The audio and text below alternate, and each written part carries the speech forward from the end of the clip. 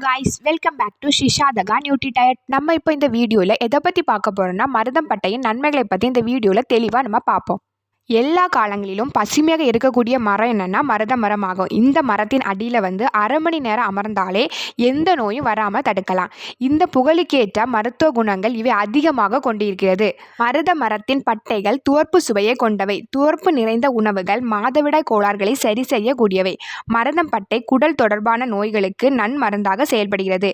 இதன் பட்டையை நீரில் ஊற வைத்து குடிக்கலாம். குறிப்பாக கோடை காலங்களில் உடல் உஷ்ணம் தவிர்க்க இது உதவியாக இருக்கிறது. மருதம் இதயத்துக்கு சிறந்த பாதுகாவலனாக செயல்படக்கூடியது. இரத்த அழுத்தம் இருப்பவர்கள் அதை கட்டுப்படுத்த முடியாத போது மருத மரத்தின் பட்டையை பொடி செய்து குடித்து வந்தால் இரத்த அழுத்தம் கட்டுப்படும். இரத்த குழாய்களில் கொழுப்பு சேர்வதால் அடைப்பு உண்டாகும் அபாயம் உண்டு. இந்த கொழுப்பு கரைந்து அடைப்பு ஏற்படாமல் தடுக்க உதவுகிறது.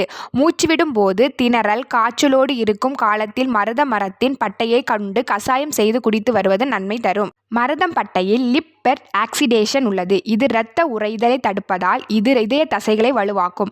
இதனோடு செம்பருத்தி கலந்து கசாயம் செய்து சாப்பிட்டால் இதய கோளாறுகள் நீங்கி இதயம் வலுவாக இருக்கும். மருத மரத்தின் பட்டை 10 கிராம் அளவுக்கு எடுத்து அதை நறுக்கி திப்ளி சிற்றத்தை சுக்கு மூன்றையும் சம அளவு எடுத்து தலா 3 கிராம் வீதம் ஒன்றாக சட்டியில் இட்டு 1 டம்ளர் வீதம் தண்ணீர் விட்டு கொதிக்க வைத்து இறக்கி வடிகட்டவும்.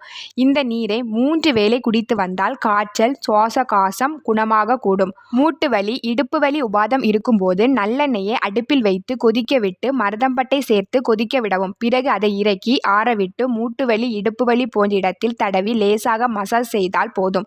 இது மூட்டுகள் போன்று முடக்குவாதம் பக்கவாதம் இருப்பவர்களுக்கு பலன் கொடுக்கும். உடலில் காயங்களோ ரணமோ ஆகும்போது மருந்துகளை நாடுவதுண்டு. அப்போது இரத்தப்போக்கு இருந்தால் காயம்பட்ட இடத்தை சுத்தமான நீரில் கழுவி அங்கு மருதம்பட்டை பொடியை வைத்து கட்டு போட்டால் காயம் அதிகமாகாது, வேகமாகவும் ஆறக்கூடும்.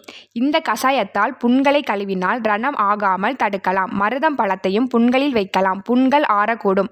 சளி இருமல் ஆஸ்துமா போன்ற தொந்தரவு இருக்கும்போது மருதம் பட்டையின் பொடியாக்கி வைத்துக்கொண்டு தினமும் 5 கிராம் அளவு எடுத்து தேனில் குழைத்து சாப்பிட்டு வந்தால் நோய் தீவிரம் கட்டுப்படும். சிலருக்கு இருமும் போது இரத்தம் வந்தால் அது மோசமான நுரையீரலின் அறிகுறியாக இருக்கலாம். இவர்கள் மருதம் பட்டையின் பொடியை அரை தேக்கரண்டி எடுத்து அதனுடன் ஆடதோடா சாற்றை கலந்து குழைத்து கொடுத்து வந்தால் நுரையீரல் படிப்படியாக குணமாகும். இப்போது கட்டுப்படுத்த முடியாத நோயாக இருக்கும் நீரிழிவை எப்போதும் கட்டுக்குள் வைக்க மருதம் பட்டை கசாயம் குடிக்கலாம். மருத மரம் போன்று நாவல் மரம் நீரிழிவுக்கு சிறந்த மருந்தாகும்.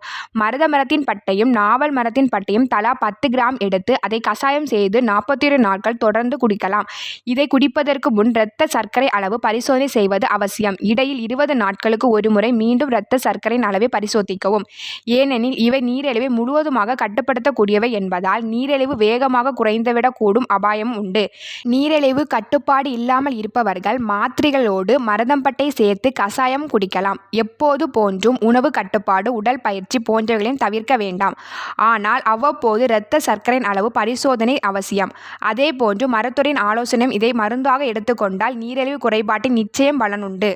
எனவே இவ்வளவு பயன் தரக்கூடிய மருதம் பட்டையை தினமும் நமது உணவில் சேர்த்து கொள்வோம். நோயற்ற வாழ்வே வாழ்வோம். தேங்க்ஸ் ஃபார் வாட்சிங்.